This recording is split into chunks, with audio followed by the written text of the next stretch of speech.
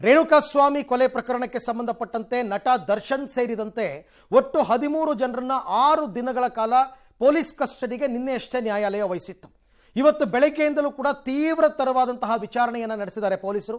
ಕೇವಲ ವಿಚಾರಣೆ ಮಾತ್ರ ಅಲ್ಲ, ಸ್ಥಳಗಳಿಗೆ ಕರ್ಕೊಂಡು ಹೋಗಿ ಸ್ಥಳ ಮಹಜರ್ ಅಂದರೆ ಪಂಚನಾಮೆಯನ್ನು ಕೂಡ ಮಾಡಿದ್ದಾರೆ. ಒಂದು ಕೇಸ್ನಲ್ಲಿ ಈಗಾಗಲೇ ದರ್ಶನ್ ಕೂಡ ಕರ್ಕೊಂಡು ಹೋಗಿದ್ದಾರೆ, ಮತ್ತು ಕೇಸ್ನಲ್ಲಿ ಬೇರೆ ಬೇರೆಯವ್ರನ್ನ ಸಂಬಂಧಪಟ್ಟವ್ರನ್ನ ಕರ್ಕೊಂಡು ಹೋಗಿದ್ದಾರೆ. ಇದೆಲ್ಲ ಆಗ್ತಾ ಒಬ್ಬೊಬ್ಬರದ್ದೇ ಹೇಳಿಕೆಯನ್ನು ಕೂಡ ಪಡಿತಾ ಇದ್ದಾರೆ. ಹಲವಾರು ರೋಚಕ ವಿಚಾರಗಳು ಈ ತನಿಖೆಯಲ್ಲಿ ಗೊತ್ತಾಗ್ತಾ ಇದೆ.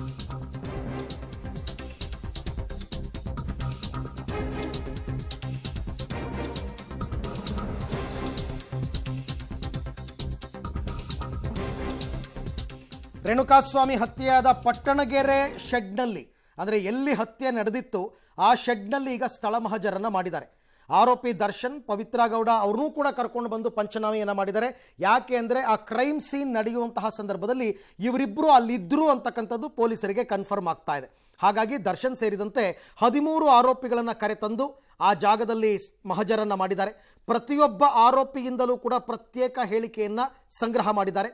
ಇವರ ಜೊತೆಯಲ್ಲಿ FSL ಟೀಮ್ ಕೂಡ ಬಂದಿತ್ತು, ಅವರು ಕೂಡ ಸಾಕ್ಷಿಗಳನ್ನು ಸಂಗ್ರಹ ಮಾಡಿದ್ದಾರೆ. ಹಾಗಾದರೆ ಏನು ಹೇಳಿಕೆ ಪಡಿತಾರೆ ಅಂತಂದರೆ, ಯಾರ್ಯಾರ ಪಾತ್ರ ಏನಿತ್ತು.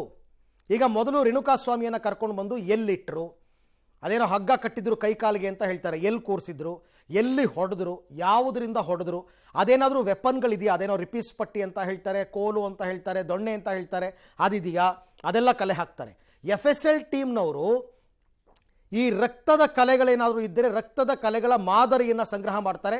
ಅದನ್ನು ಆತನದ್ದೇ ಅಂತ ಪ್ರೂವ್ ಮಾಡೋದಕ್ಕೆ ಸಾಕ್ಷಿ ಆಗುತ್ತೆ ಅದು. ಸೊ ಆ ಕೆಲಸಗಳನ್ನು ಮಾಡ್ತಾರೆ. ಪ್ರತಿಯೊಬ್ಬರು ಕೂಡ ಏನಾದರೂ ಕನ್ವಿಕ್ಟ್ ಆದರೆ, ಅಂದರೆ ಹೇಳಿಕೆಯಲ್ಲಿ ಏನಾದರೂ ತಪ್ಪೊಪ್ಪಿಕೊಂಡಿದ್ದರೆ ಅವರಿಂದ ಬಾಯಿ ಬಿಡಿಸ್ತಕ್ಕಂಥದ್ದು ತುಂಬ ಸುಲಭ. ಈಗಲೂ ಮೊಂಡಾಟ ಮಾಡಿಕೊಂಡು ನನಗೂ ಇದಕ್ಕೂ ಸಂಬಂಧನೇ ಇಲ್ಲ, ನಾ ಇಲ್ಲಿಗೆ ಬಂದೇ ಇಲ್ಲ, ಇದು ಯಾವ ಜಾಗ ನಂಗೆ ಗೊತ್ತೇ ಇಲ್ಲ ಅಂತಂದರೆ ಪೊಲೀಸರ ಸ್ಟೈಲ್ನಲ್ಲೇ ಬಾಯಿ ಬಿಡಿಸ್ತಾರೆ. ಅದರ್ವೈಸ್ ಅವರು ಈಸಿಯಾಗಿ ಎಲ್ಲ ಮಾಹಿತಿಗಳನ್ನು ಸಂಗ್ರಹ ಮಾಡೋದಕ್ಕೆ ಈ ಸ್ಥಳ ಮಹಜರ್ ಸಹಾಯ ಮಾಡುತ್ತೆ. ಇನ್ನು ರೇಣುಕಾಸ್ವಾಮಿಯ ಹತ್ಯೆಯ ನಂತರದಲ್ಲಿ ಆ ಮೃತದೇಹವನ್ನ ಕೊಂಡೊಯ್ಯಲಾಗುತ್ತೆ. ಆ ಕಾರ್ ಹೋದೋ ಸಂದರ್ಭದಲ್ಲಿ ದರ್ಶನ್ ಅವರ ಕಾರು ಕೂಡ ಹಿಂಬಾಲಿಸುತ್ತೆ. ಆ ದೃಶ್ಯವೂ ಕೂಡ ಈಗ ಲಭ್ಯವಾಗಿದೆ.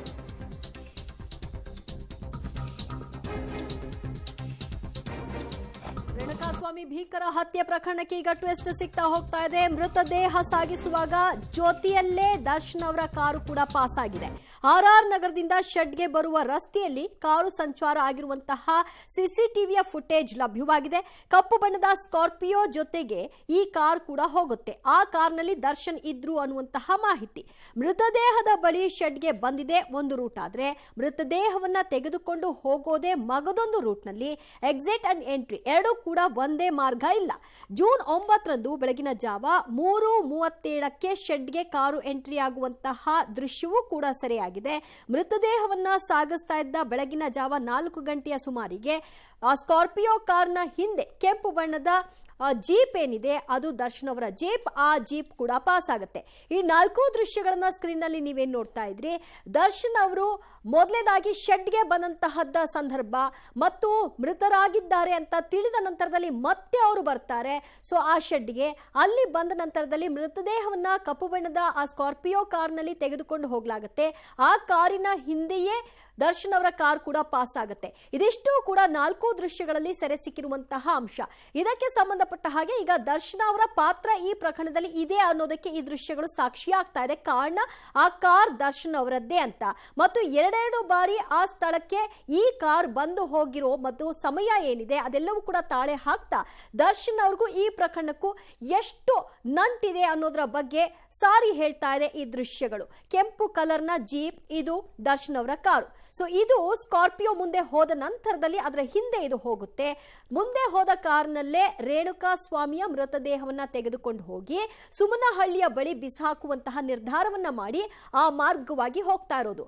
ಆದ್ರೆ RR ನಗರದಿಂದ ದರ್ಶನ್ ಅವರ ಕಾರ್ ಏನ್ ಬರುತ್ತೆ ಆ ರೂಟ್ ನಲ್ಲೇ ಈ ಎಕ್ಸಿಟ್ ಇಲ್ಲ.